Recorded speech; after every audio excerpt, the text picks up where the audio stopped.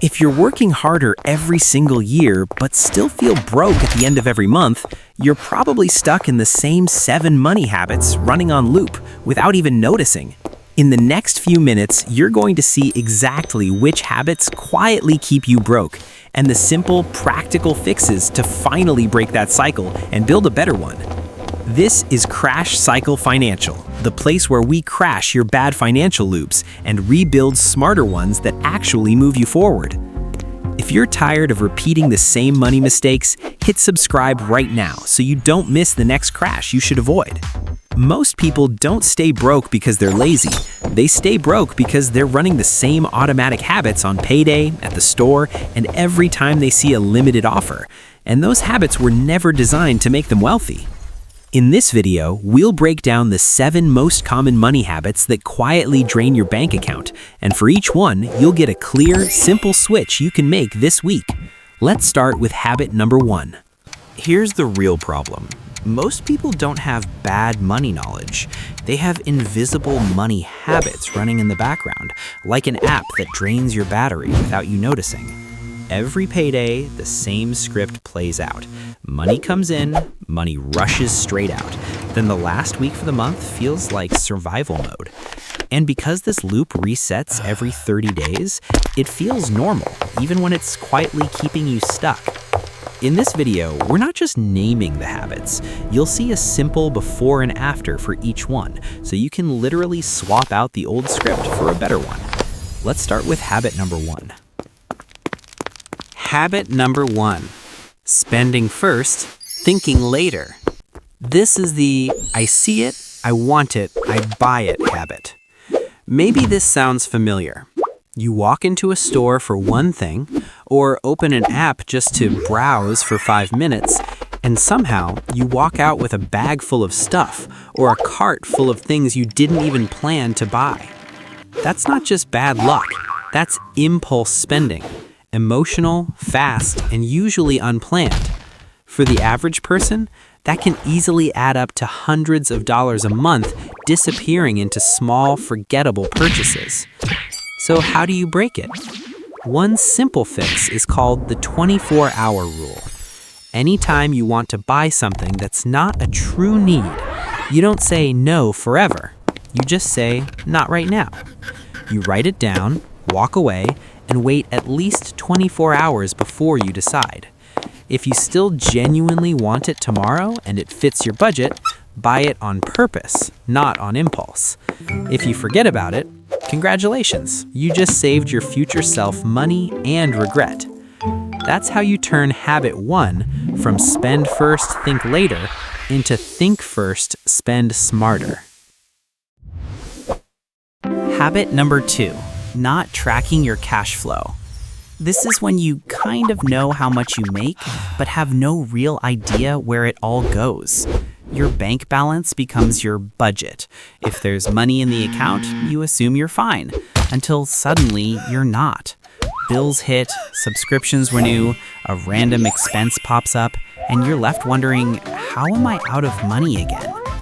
The problem isn't just how much you earn, it's that your money is flowing through your life without any map, labels, or plan. So here's the simple fix. You don't need a complicated spreadsheet, you just need to see your money in 3 basic buckets: needs, wants, and future you. Needs are things like rent, food, utilities, basic transport. Wants are the nice-to-haves, eating out, subscriptions, shopping. Future you is savings, investing, and paying down debt on purpose.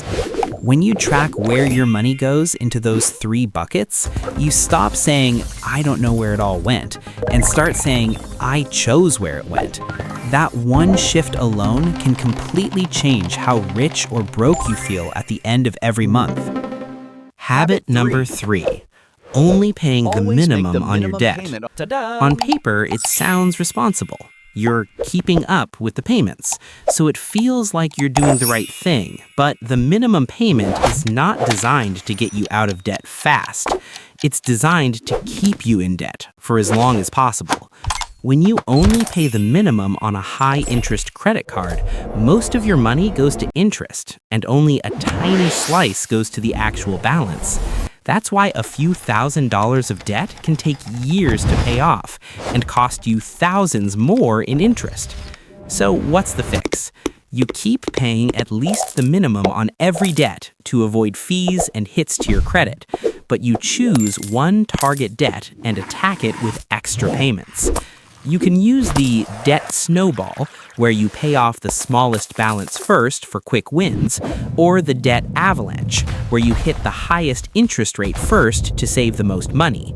Either way, the habit shift is the same. Stop letting the minimum payment decide your timeline and start deciding how fast you want your debt to disappear. Habit number 4, having no emergency fund. When there's no safety net, every unexpected bill becomes a mini crisis. The car breaks down, a medical bill shows up, or you lose a few shifts at work. And the only way to cover it is to swipe a credit card, borrow from friends or family, or fall behind on other bills. Without an emergency fund, you're forced to trade short-term relief for long-term stress and interest. That's how people stay stuck in the one step forward, two steps back cycle for years. So what does an emergency fund actually look like?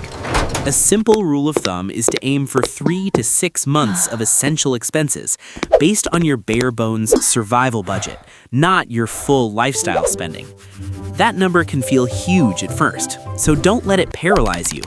Your first milestone might be $500 or $1,000 in a separate savings account that you only touch for real emergencies.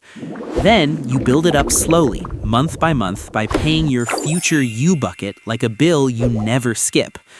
Over time, that emergency fund becomes the difference between a crisis that wrecks your finances and a problem you handle, then move on from.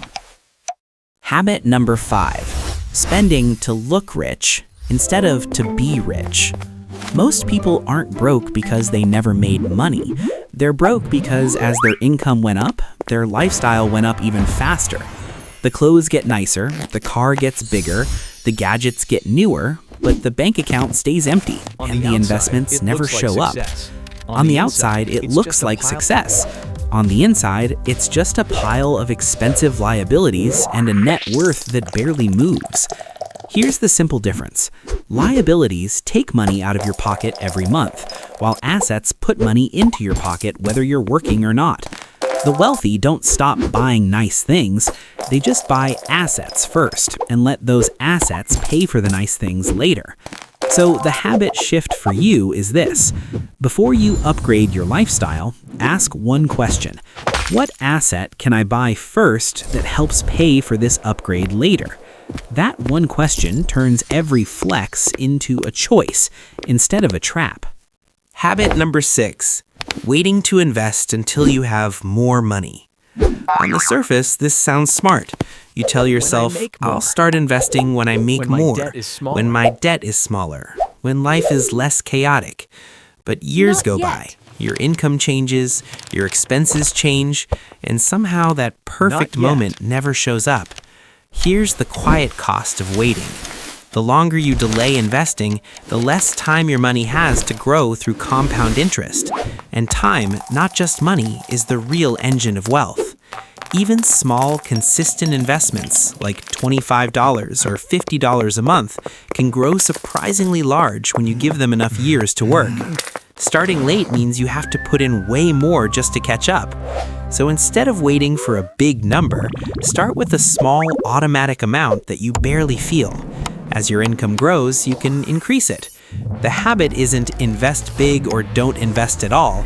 The habit is invest something early and often, and let time do the heavy lifting for you. Habit number 7, having no clear money plan.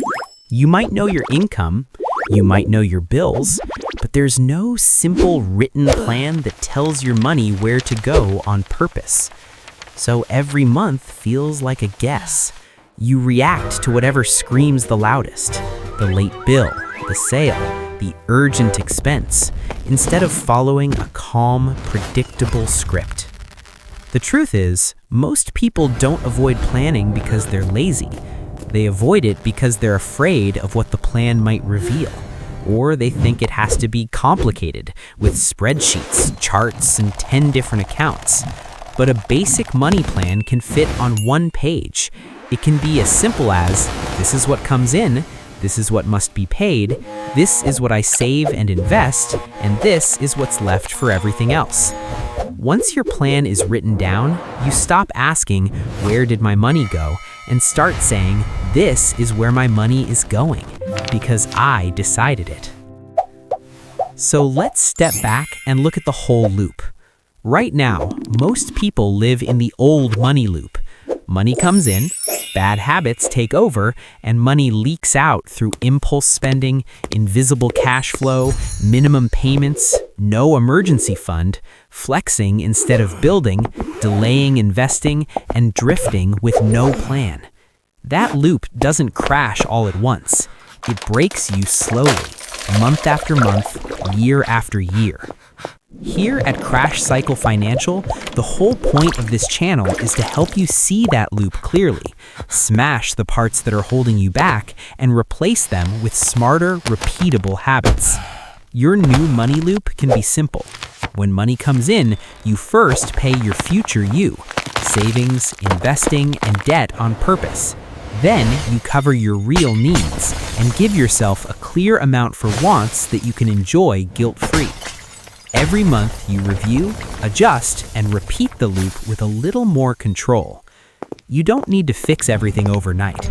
You just need to break one bad loop at a time and install one better habit at a time.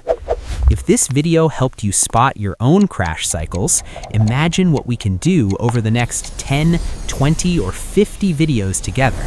So if you're serious about breaking your old money loops and building a calmer, smarter financial life, hit subscribe, join the Crash Cycle Financial community, and let's build your new money loop, one habit at a time.